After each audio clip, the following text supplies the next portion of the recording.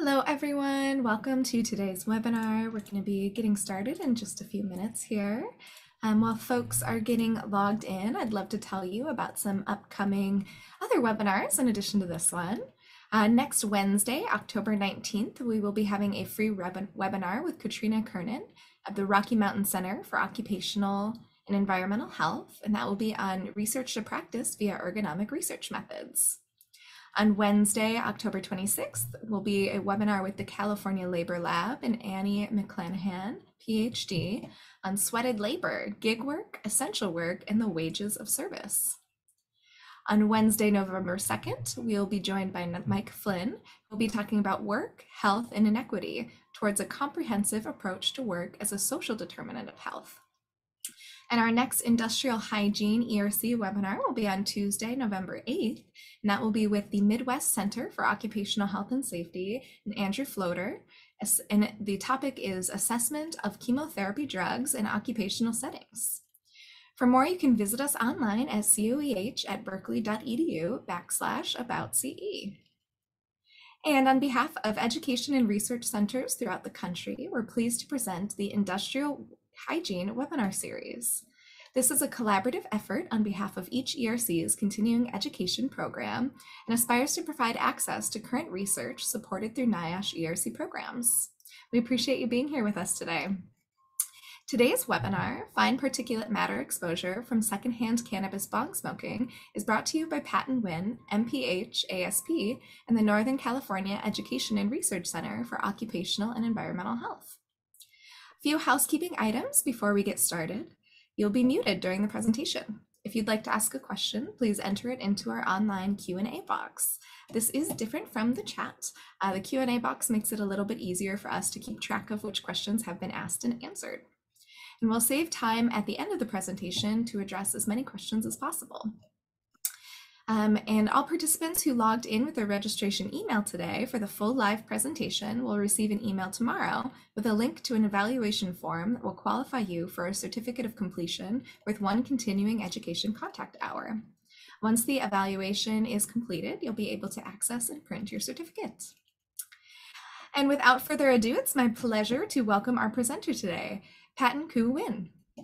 Patton is a graduate of the 4+1 BA and MPH program in Industrial Hygiene and Environmental Health Sciences at UC Berkeley. As an undergraduate, he helped identify an analytical method to detect quinones in ambient air. I probably said that wrong.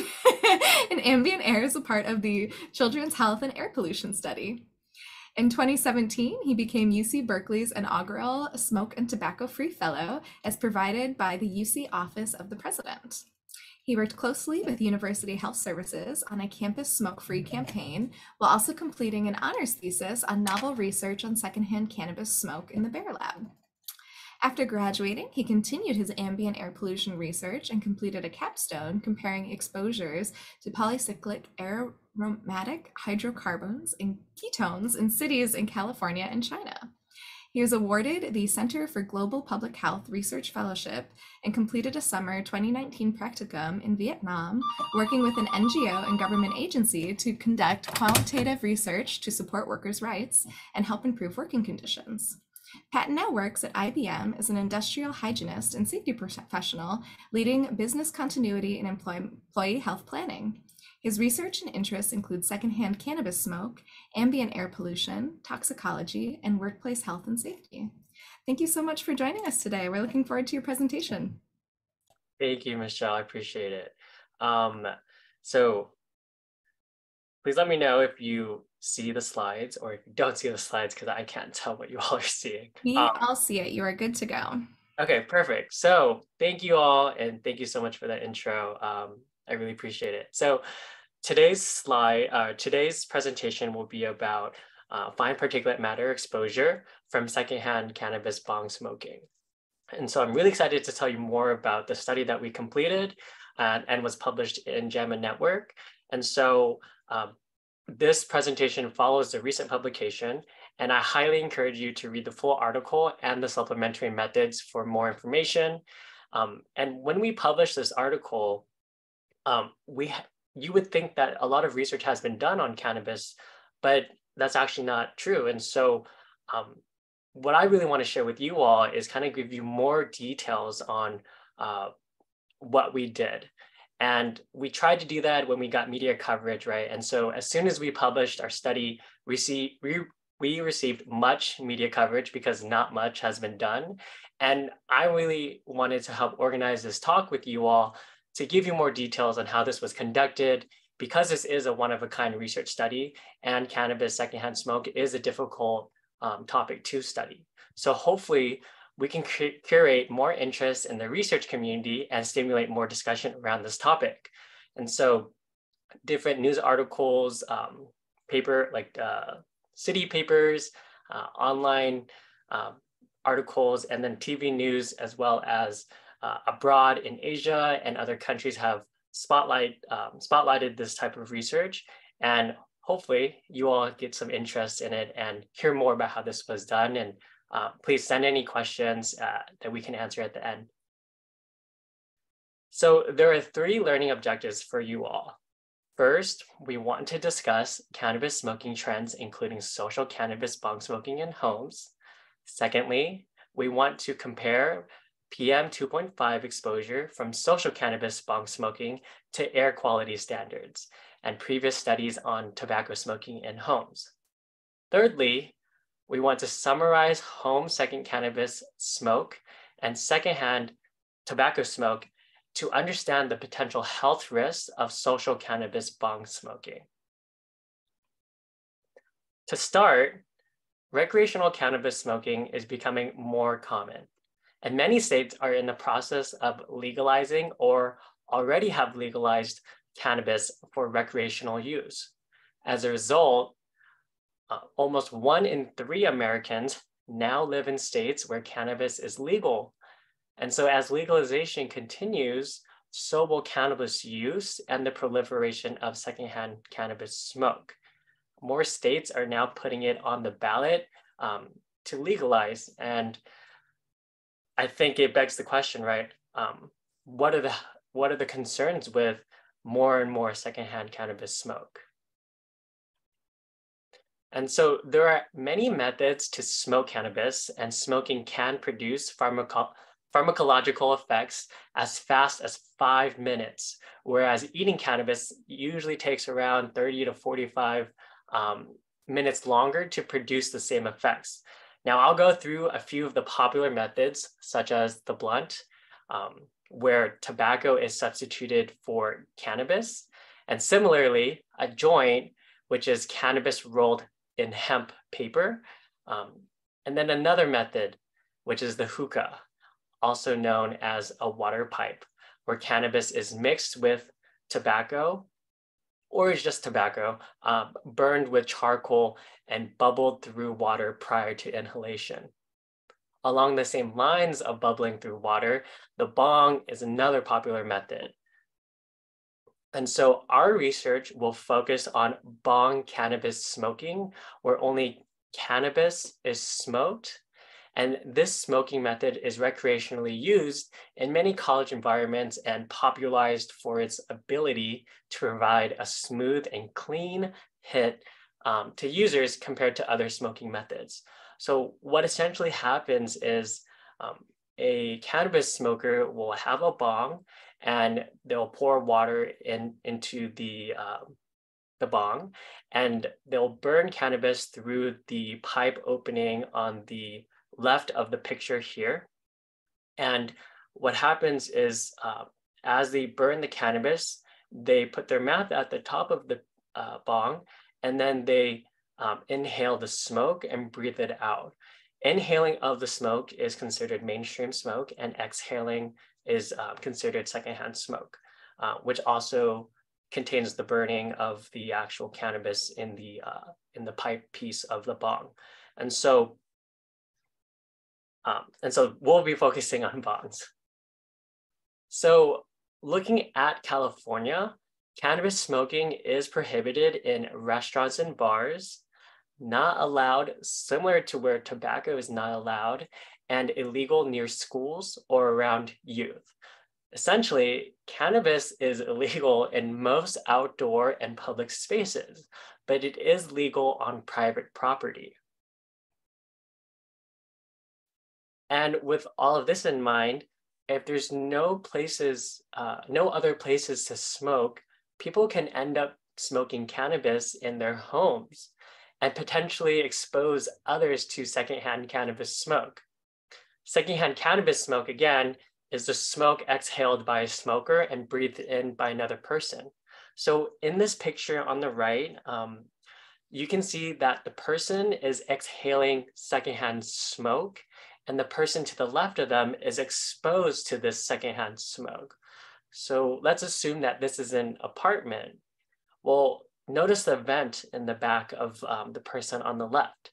Secondhand smoke can enter these apartment vents and potentially expose other people in the building.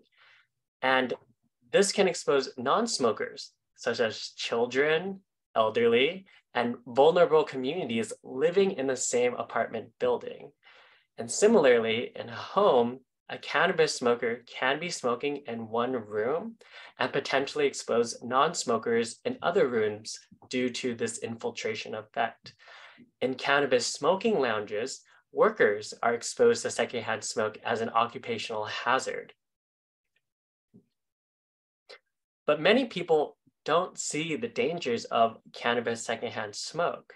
In fact, many California adolescents perceive cannabis as harmless, more socially acceptable, and less harmful than tobacco. While cannabinoids in cannabis can have medicinal and recreational effects, smoke produced by combustion can produce many carcinogens and toxins. Now, what are these carcinogens and toxins, right? Well, one study conducted a controlled smoking experiment where tobacco and research-grade cannabis was smoked using similar methods. You can see that the weight and puffs for tobacco and cannabis were similar. This table shows you the weight puffs, the types of toxins, the health effects, and the amount of tobacco or cannabis. And so they actually found that cannabis smoke compared to tobacco smoke produced twice as much tar, nitric oxides, ammonia, 8 times as much hydrogen cyanides, and a similar amount of benzoapyrene and carbon monoxide. And there are a multitude of health effects for this, ranging from lung inflammation to inhibiting respiration, being an irritant, or even a carcinogen. And so one limitation of the study is that they use research-grade cannabis and in a controlled setting. Again, research on secondhand cannabis smoke is limited, and it is dangerous. Only recently have recent projects sought to look at the exposures and the effects. And so a study done by Dr. Springer at UCSF found that 1 minute of secondhand cannabis smoke exposure decreases flow-mediated dilation at a greater effect than secondhand tobacco smoke. Flow-mediated dilation is important because this represents your ability to pump blood through your body. So having an impaired flow-mediated dilation can increase your risk for cardiovascular disease. And if we look at the figure at the top right, this demonstrates how impairment of flow-mediated dilation from 1 minute of cannabis secondhand smoke persists longer than impairment from tobacco secondhand smoke. So impairment of flow-mediated dilation recovered by 30 minutes after 1 minute of exposure to tobacco secondhand smoke, but not after 1 minute of exposure to cannabis secondhand smoke. And so this kind of demonstrates to us that small and short-term exposures lead to physiological changes. And my resulting research question was as follows: how do the concentrations of respirable and ultrafine particles, PAHs, and THC in or in PAHs in secondhand cannabis smoke aerosol compare before, during, and after smoking in a home setting? How are concentrations affected by ventilation interventions? Now, this presentation will only focus on respirable PM 2.5 exposures, and the other parts of the research question will be answered in a separate publication soon. And so I really wanted to research this because I've seen the firsthand negative attitudes to secondhand tobacco smoke, but not secondhand cannabis smoke. College students around me didn't think of secondhand cannabis smoke as hazardous, and similar to California adolescents. And looking at the research, I saw that there are exposures to toxins from secondhand cannabis smoke. So I really wanted to elucidate the public health concerns. And this was also part of my senior honors thesis in public health when I was in undergrad. And so to conduct this study, I observed 8 cannabis bong smoking sessions and measured the before, during, and after concentrations. You will note that the door was closed for these sessions, and let's talk more about how this was done. So this is the setup I used. You can see that there are multiple instruments, and I like to call these my industrial hygiene instruments because that's what my profession is and what I love to do. And so industrial hygiene is the study of how exposures can lead to occupational disease. And so using these types of principles, I collected air through a side pack. And what this is a laser photometer device, which collects air and tells you how much concentration of PM 2.5 is in the air. Now, PM 2.5 are these really small and fine particles that can penetrate deep into your lung. And we are concerned about these particles because there are known health effects to PM 2.5, and because of their deep penetration in your lungs, they are widely recognized as a comparison to understanding how toxic something can be. And so this side pack device was put in a home living room, and I would highly encourage you to read the full paper to read the e-methods, but the doors and windows were closed.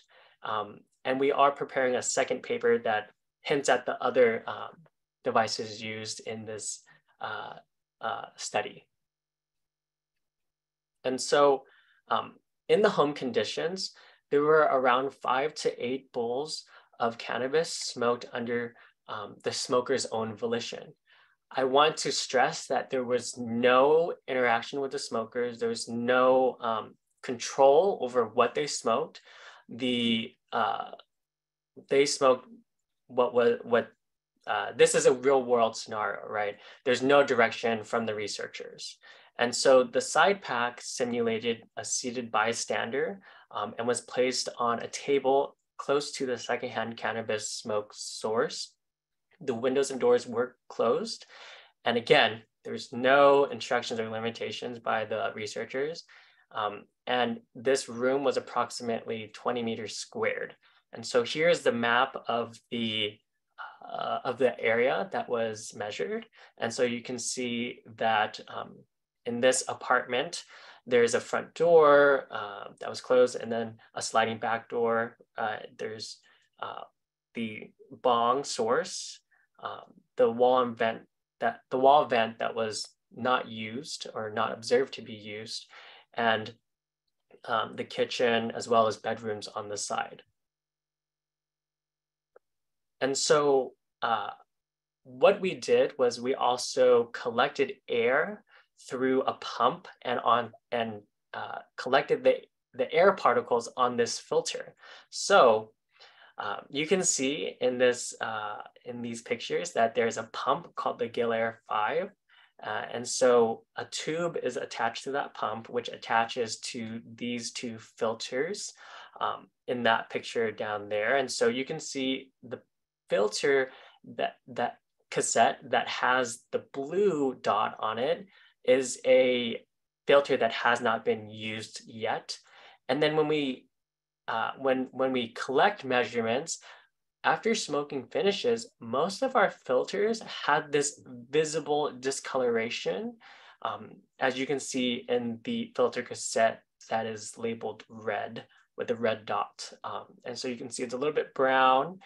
And so what we need to do when we use a side pack as a measurement device is to ground truth our data and go from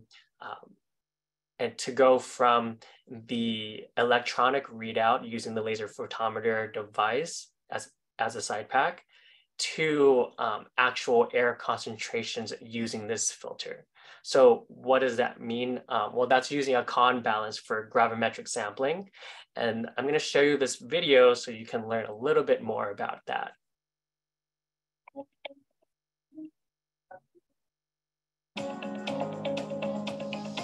Built-in user guidance ensures the filter weighing process is followed precisely. SmartSense sensors enable you to open your draft shield doors with a simple hand move. Specially designed tweezers simplify the handling of the delicate filters.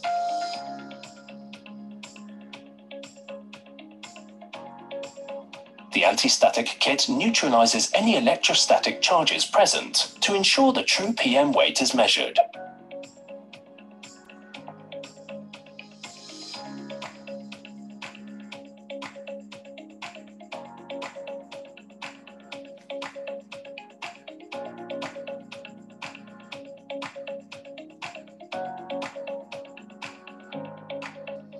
The glass lid helps you place the filters in the center of the specially designed weighing pan.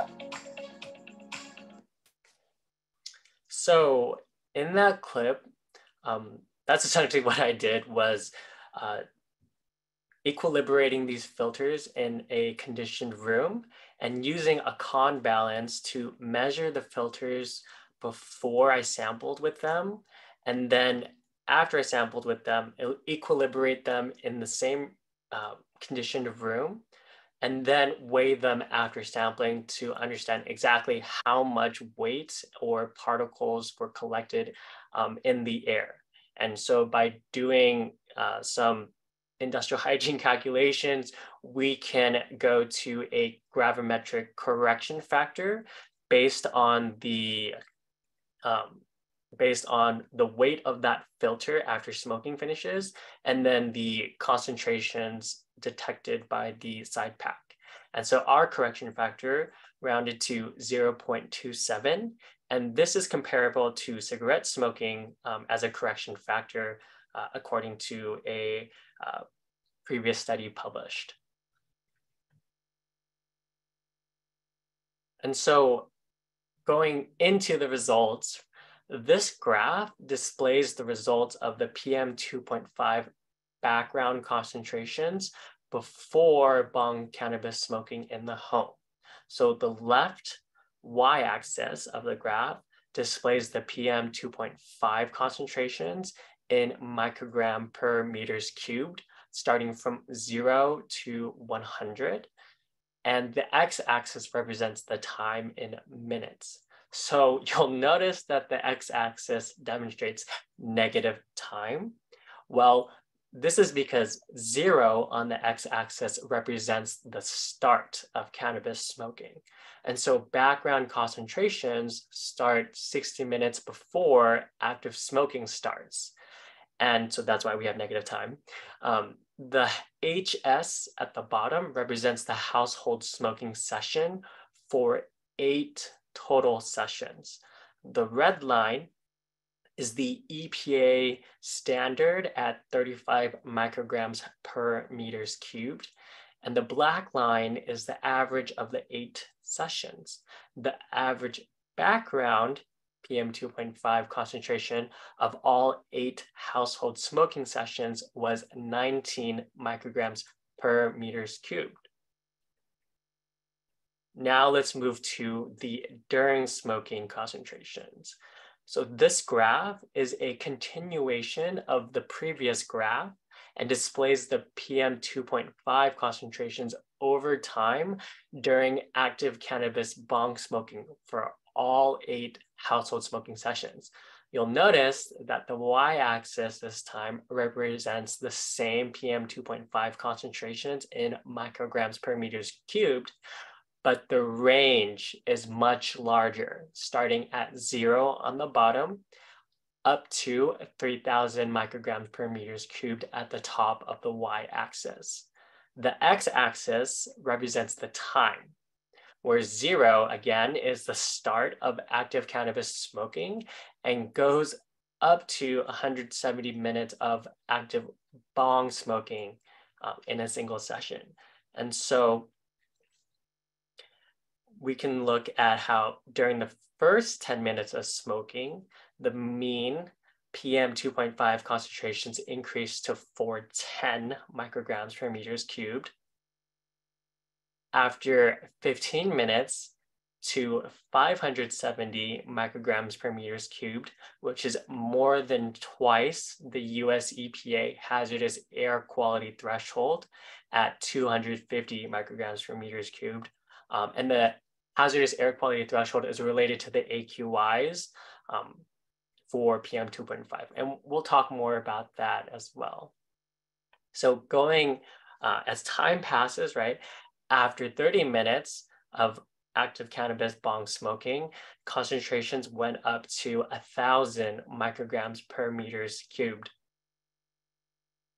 And so it went as high as 2,500 micrograms per meters cubed in a single session for a household smoking session too.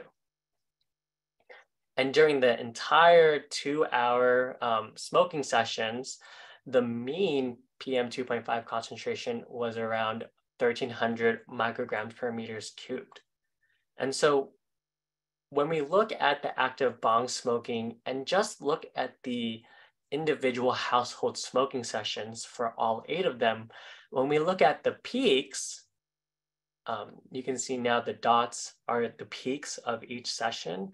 The mean 5-minute peak for PM 2.5 concentrations was 1,700 micrograms per meters cubed. And so I want to stress that this is a very high exposure for PM 2.5. You can see that most of the concentrations after 5 to 10 minutes are above the EPA standard at 35 micrograms per meters cubed. And then definitely after 10 minutes, you can see that the average was over the exposure concentrations from the Bay Area September 2020 wildfire event, where we had orange skies, and that measured to be around 200 micrograms per meters cubed. Now, bringing us back to the post-smoking period, right? We talked about background, we talked about active smoking, and now we're in the post-smoking period. The mean concentration for approximately 2 hours after smoking stopped, PM 2.5 concentrations measured 670 micrograms per meters cubed. This is 35-fold greater than the background. And you can see that it has a slow decay, and that even an hour and almost 2 hours after smoking stopped, the average concentrations are still not below the EPA standard and the September 2020 orange skies wildfire event, or in the Bay Area at 200 micrograms per meters cubed. And now, and so I wanted to point that out, right? And so there's a slow decay from this, and we want you all to understand that once smoking stops, as our study shows, the smoke concentrations in the air don't go away, right? They linger with this slow decay. And so now bringing us back out, looking at the larger perspective, this graph shows the change in concentration from before, during, and after smoking stops. Home cannabis bong smoking significantly increased PM 2.5 from background levels, which were the conditions before the smoking began. In all the sessions, 100 to 1,000-fold from the background. And so looking at the larger picture of what we studied and observed, you can see that the before concentrations are pretty low. They were below the below the EPA standard for some concentrations, for I believe around 6 of the 8 household smoking sessions. And then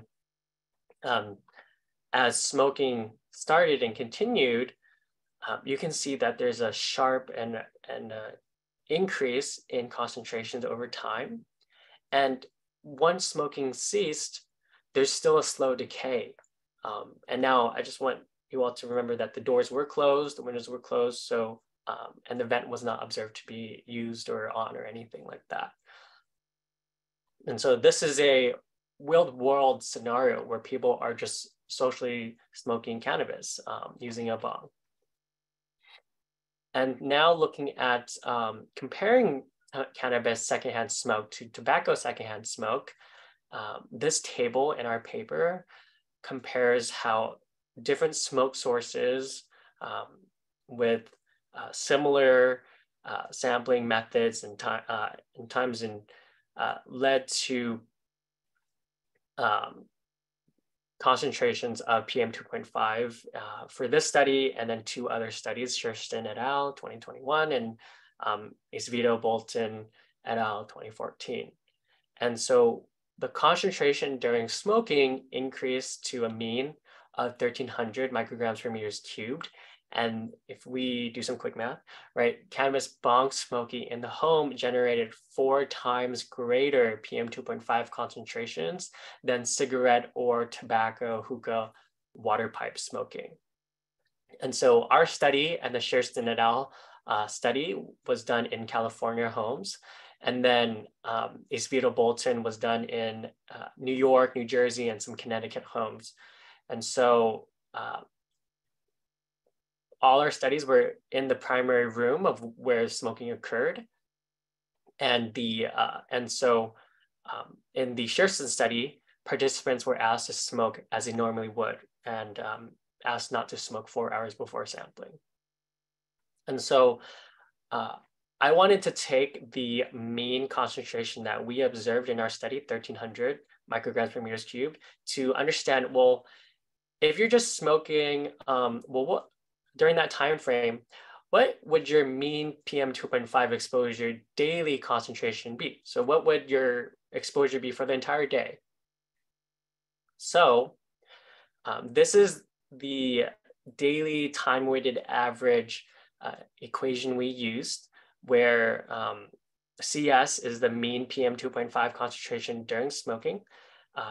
TS is the mean smoking duration.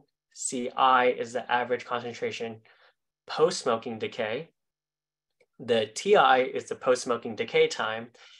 And if we assume that there are no other exposures, then we can do math to just look at what we observed during this study and calculate over a 24-hour period what would someone's exposure be. So let me show you how we did that. Well, when we use the equation, we use the mean concentration and the active smoking time in the red underlined portion, right? So our study was rounded to 1,300, but the number is 1,257. And so that's why it's a little different.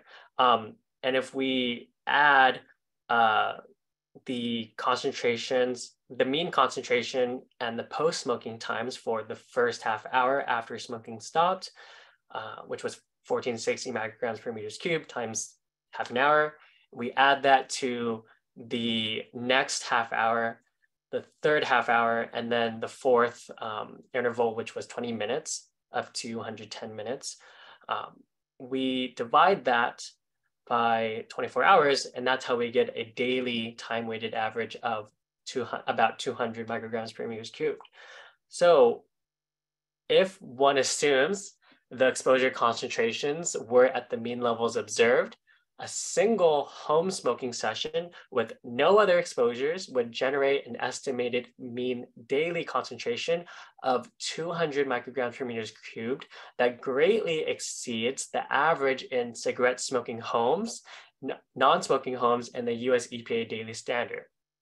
So the cigarette smoking homes and the non-smoking homes, this number comes from the Surgeon General report on tobacco smoking.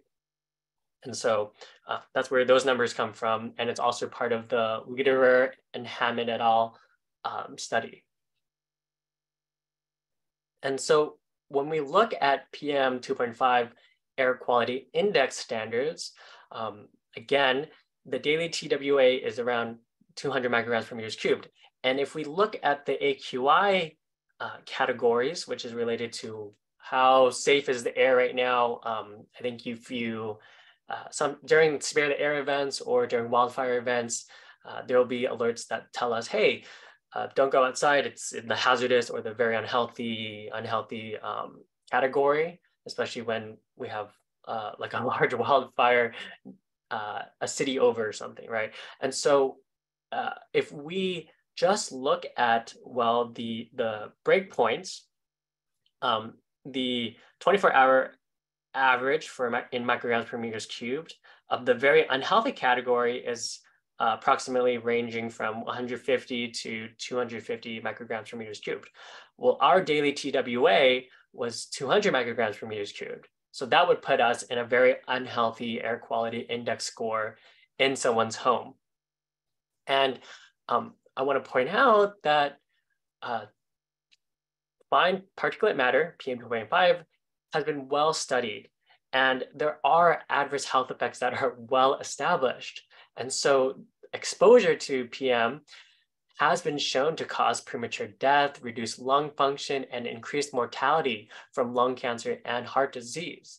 And so we know now that from previous studies as well, that exposure to particulate matter in secondhand cannabis smoke has been shown to affect lung and cardiovascular function, as I mentioned before about flow media dilation. And so like this is really concerning, right? We know that there are health effects and there are high exposures to PM 2.5. And so looking at a myth of bong smoking, there's a long-standing idea that bong smoking will filter out resin and carcinogens for a smoother hit. But our study shows that this is not true. Smokers might produce larger amounts of smoke aerosol because of the smoother hit, but the water does not effectively filter out PM 2.5 like we have shown. And so that quote was taken from this vape or cannabis blog with a link on the bottom. And so I think this is a myth that a lot of smokers might think. And so we really want to help you understand that our study demonstrates that that's not really true. And so in fact, the World Health Organization has done research in this space for water pipe tobacco smoking. So again, just to remind you what water pipe tobacco smoking is it's also hookah, so or shisha, depending on where you are in the world. So using a water pipe, they use charcoal to combust tobacco or cannabis or both, and they pull the smoke through water first before they exhale it out as secondhand smoke. And so when we look at this as a similar method where tobacco is combusted, water pipe smoke releases greater toxicant concentrations than a cigarette. And so in the figure on the left, you can see that water pipe releases more tar, carbon monoxide, PAHs, polycyclic aromatic hydrocarbons, aldehydes, and heavy metals. In terms of secondhand smoke, water pipe smoking also released more toxins than cigarette smoking on a smoker hour basis. And so I really want to point out that there have been studies on this in comparison for tobacco. And while we legalize cannabis, we should also be aware that secondhand smoke can and is dangerous. And so how do we reduce exposures? Well, looking at the hierarchy of controls on the right, this is an upside down pyramid structure where the top is the most effective as a control elimination, such as physically removing the hazard. And then at the bottom, which is the least effective, but still okay to use, is PPE, personal protective equipment, which is just protecting the worker with equipment that they can wear or don on. And so one way to reduce exposures is to eliminate from the indoor environment, right? We know that smoke, secondhand cannabis smoke can infiltrate apartments, rooms, same for secondhand tobacco smoke. So don't smoke indoors. Another way for an engineering control is to increase ventilation, right? And so we are preparing a second paper that will discuss about this as part of the research questions we looked at. And then just understanding that particle concentrations can decay and persist for hours after bong smoking.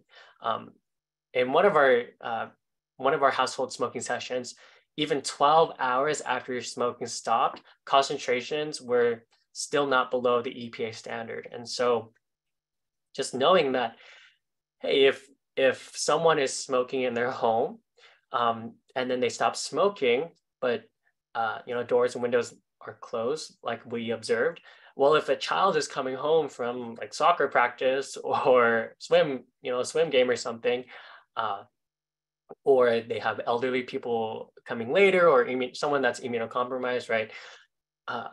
They can still be exposed to secondhand cannabis smoke and in a large amount of fine particulate matter, PM 2.5. And so the major takeaways that I want you all to get from this study is that bong smoking leads to extremely high and very unhealthy concentrations of secondhand cannabis smoke particles, and this persists hours after. Secondhand cannabis smoke is not safe, right? And public health concerns really need to be looked at. I think the perception on secondhand cannabis smoke need to change to really understand that there are toxins in the smoke. And our report and previous studies really should guide and educate the public on these potential adverse health effects from secondhand cannabis smoke on the non-smokers. And so I think we should focus on how we are impacting others that are non-smokers.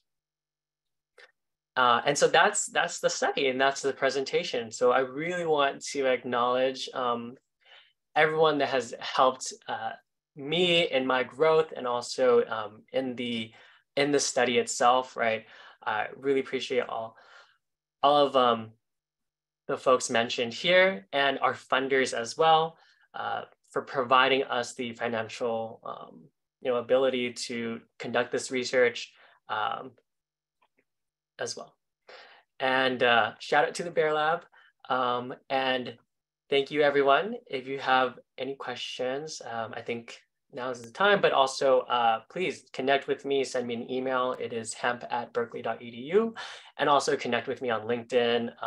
And yeah, Clean Air Bears, let's promote smoke and tobacco-free Berkeley and wherever you are. Thank you so much for your presentation today. We do already have a number of questions in the chat. So if you also have a question for our presenter, please do feel free to enter it in the chat, and we'll do our best to get to as many questions as we can today. Thank you. Our first question, do you have any familiarity around whether secondhand smoke is worse toxicologically for the very young or the very old? That is a good question. So one thing I want to point out is that the US EPA Air Quality Index has an unhealthy for sensitive groups category and an unhealthy for the general population category.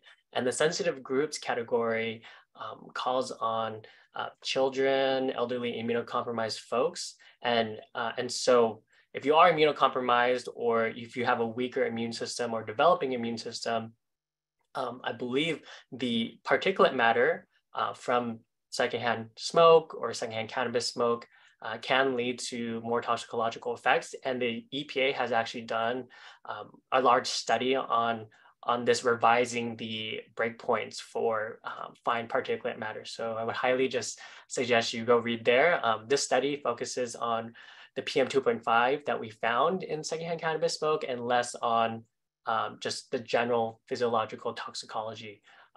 But I am a toxicologist by training as well. So thank you for your question. Great, thank you. We have another question. One of our listeners has researchers going into homes for air monitoring research during cannabis smoking, and for their work, they are present. What PPE and other precautions do you recommend to protect the researchers from secondhand cannabis smoke? Yeah, so PPE is the bottom of the hierarchy of controls, and so I think part of effectively filtering out fine particulate matter is wearing an N95 that is sized appropriately for fine particles. And now the other toxins in the air, I'll leave that up to you. But the best way to protect people in an inside environment, right, is to either eliminate or increase ventilation with filters. And we know that with COVID. And so that's what I'll say. Thank you.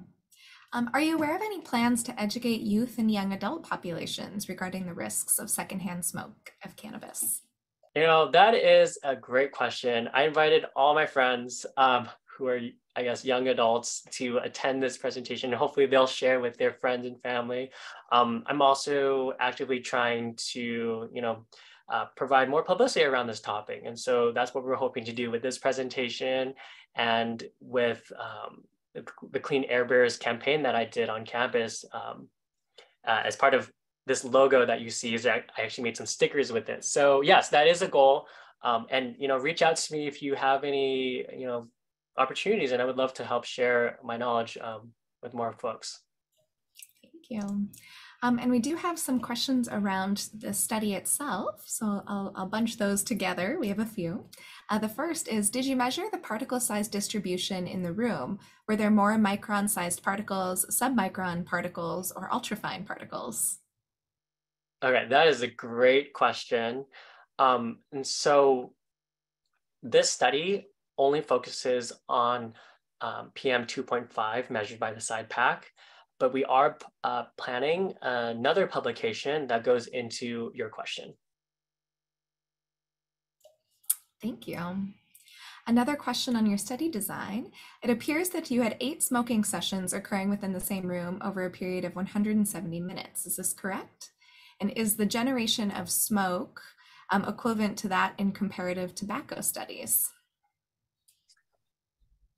So let me answer the first question and then please repeat the second question. But so the first question, so not all household smoking sessions last that full 170 minutes. As you can see in the graph that we showed, there are some that last a shorter time frame, I believe like 90 minutes. And then one study did last, I believe, up to that time frame. So that graph will show you the individual smoking sessions for all 8 of them, how long they did last for the active smoking. Great, thank you. And actually, before I do the second question, I have a directly related to what you just said. And can you comment on how indicative the study is to real-life cannabis use, meaning a cannabis user may have hit the bong 3 or 4 times per hour, maybe not consistently for that 170 minutes?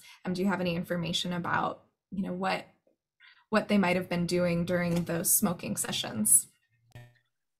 So we did note that 5 to 8 bowls were smoked over all 8 sessions. So that's the range, right? However, we had no interaction with the smokers. So, part of this research study is just on the secondhand smoke. And so we did not make observations on what they were doing.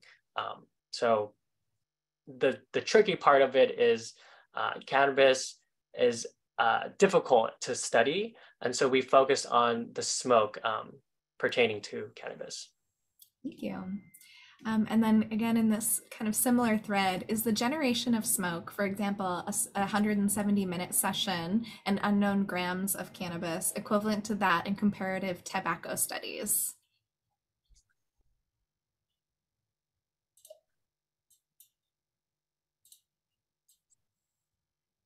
So I believe the study that we did looked at a real world scenario where someone is smoking cannabis using a bong.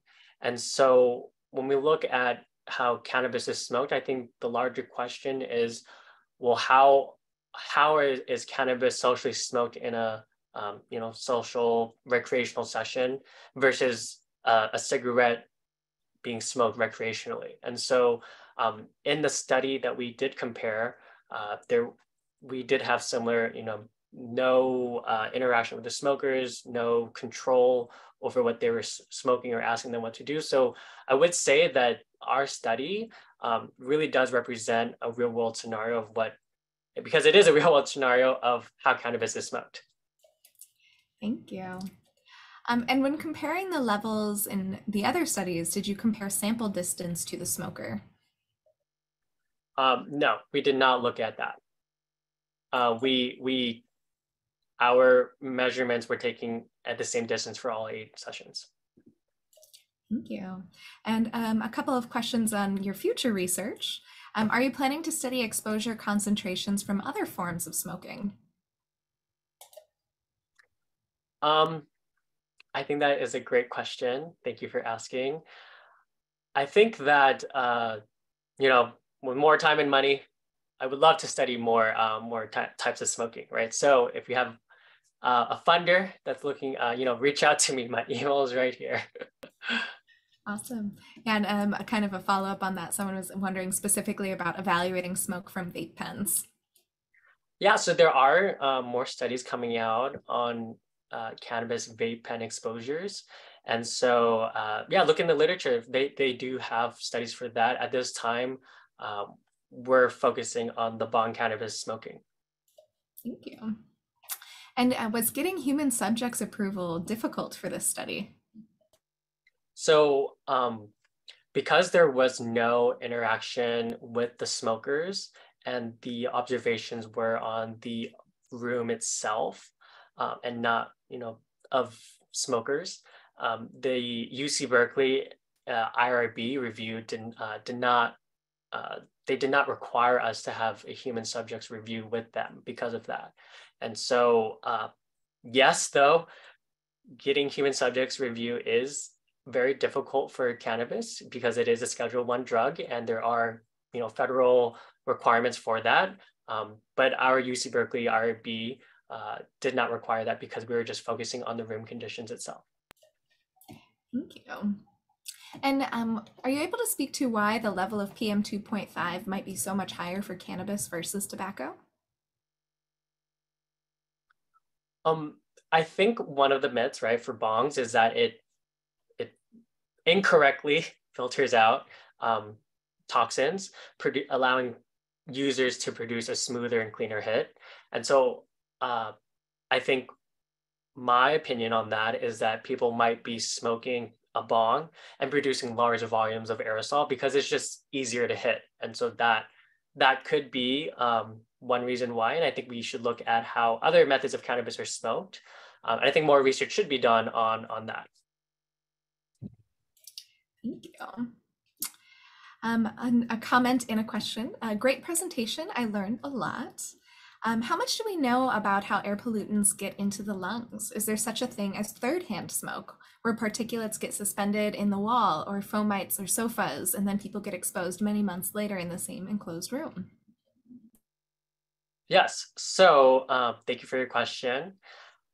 So air pollutants, depending on what size they are, can penetrate up to a certain percentage in different parts of our lung tract, right? So, larger particles can get stopped in your mouth, in your bronchi, and then smaller particles, they don't really get stopped, and they actually start entering into your alveolar region, where they are, where they interact with your lungs and then kind of enter your bloodstream depending on how small they are. And so because of that, inhalation of these toxins produces more toxicological and adverse health impacts because they don't go through any screening, any processing of your body, like how your liver will process metabolites or toxins, right? Like alcohol or something like that. But your lung doesn't have that mechanism. So particles entering your lung end up being more toxic to you than if they were swallowed or ingested. Now, is there a such thing as third-hand smoke? Yes, there is. There is research on how particles that are produced in a room get suspended onto the walls of the room, sofas, fomites, and so there is research on third-hand smoke for tobacco. I believe cannabis third-hand smoke is it's an active research question, so it is possible, probably. Thank you. And a couple of questions related to the standards that you've noted. The standards noted in your comparisons are for ambient outdoor air quality in the US and California for fine particulate matter, or PM 2.5. Are you suggesting indoor air guidelines for homes and office buildings be based on those ambient standards regulated by the Air Resources Board? And how might this be monitored and or enforced? That is a great question. So yes, the US EPA standard at 35 micrograms per meters cubed is an outdoor ambient air pollution standard. Now, the reason why we don't have indoor air quality standards is because that's your home, right? The government is not really in a place to regulate your home. And so I'm not suggesting that indoor air quality be monitored by an external government or nonprofit source, but I think what I am suggesting is that we should all be aware that our home and indoor conditions result in this high of an air quality index score, or this high of fine particulate matter concentrations in the air. And so it's really to be mindful of what you're exposing non-smokers to, or what you're exposing others to, right? So again, how do you reduce exposures, right? Well, just don't smoke indoors as a way to eliminate that, that concern. Well, thank you so much for your time today. Thank you to everyone who asked questions in the Q&A, and we did our best to get to as many as we could, but today we are coming to the end of our presentation. So thank you so much for being here. Thank you for the questions, and thank you, Patton, for joining us and sharing your research. I'm going to put a link to the program evaluation in the chat. So once you've completed that evaluation, you'll be eligible for a certificate of completion for one continuing education contact hour. And be sure to check out more information, additional upcoming events and webinars online. Our website is cueh@berkeley.edu/CE. Thank you all again so much for being here, and I hope you enjoy the rest of your day. Thank you all.